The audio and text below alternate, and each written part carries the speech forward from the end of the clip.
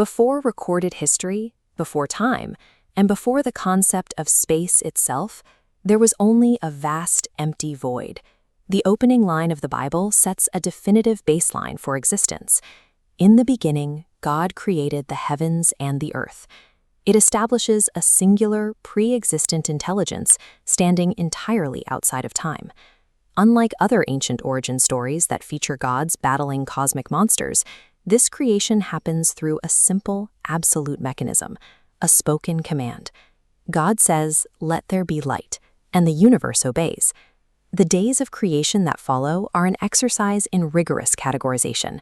Light is separated from darkness. The waters divide for land. Every element assigned a boundary and a distinct purpose. Crucially, after each act of separation, the text records a specific appraisal, and God saw that it was good. This transforms the story from a mere mechanical origin into a statement that the universe is intentionally structured, functional, and inherently valuable. At the peak of this structured world, a new kind of creation is introduced. Humanity is formed, distinct from the rest of nature, explicitly made in the image and likeness of the Creator. They are given a clear operational mandate: be fruitful, multiply, fill the earth, and exercise dominion over it. They are positioned as the authorized stewards of a newly ordered world. We are told this stewardship begins in a very real geographic location in the ancient Near East, a garden in Eden, watered by a river system that branches out to sustain the surrounding lands. But this system includes free will, and almost immediately, that choice is exercised to breach a divine boundary. This initial fracture quickly accelerates into the first murder, marked by Cain's defensive, tragic question, "Am I my brother's keeper?" Through human choice and rebellion, the very chaos and violence that the Creator had carefully ordered away is invited right back into the system, fracturing the perfection of Eden. As generations pass, humanity multiplies and migrates eastward. They settle in the plains of Shinar, developing new technologies, specifically the ability to bake bricks and use asphalt for mortar. Instead of spreading out as commanded, they decide to centralize their power. They collaborate to build a monumental city and a tower that reaches into the heavens, attempting to manufacture their own legacy and secure a permanent name for themselves. This unified concentration of power is a direct challenge to the divine mandate. To halt their collective rebellion, the Creator steps in and confuses their single language, making it impossible for them to communicate or continue construction. The Project of Babel collapses. Unable to understand each other, the people are forced to scatter across the face of the earth, naturally forming the distinct nations and linguistic groups of the ancient world. These early chapters establish a recurring cycle. As civilization builds monuments to its own ego, its systems become increasingly chaotic, eventually requiring a divine reset to preserve the species from its own ambition.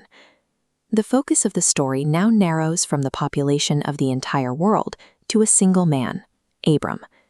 Abram receives a sudden, radical directive. He is told to leave his established home, his family network, and his native country, and travel to a promised land he has never seen. He obeys, traveling south into Canaan. He pitches his tents by the terebinth trees in Hebron, physically staking a claim in the exact geography where he and his descendants will live and die. In exchange for this obedience, Abram receives a staggering guarantee. God brings him outside at night and tells him, "Look now toward heaven and count the stars if you are able to number them. So shall your descendants be."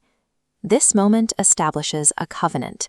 It is a formal, binding legal agreement that serves as a localized countermeasure to global failure. Through this one specific family line, a framework is built to eventually offer restoration to all nations. While Abraham prospers under this new arrangement, the surrounding world remains deeply flawed. Just a few miles away, the cities of Sodom and Gomorrah operate with exceedingly grave cruelty and corruption. When Abraham learns of their impending destruction, he initiates an intense intellectual negotiation with God. He challenges the Almighty on the grounds of strict justice, asking, "Shall not the judge of all the earth do right?"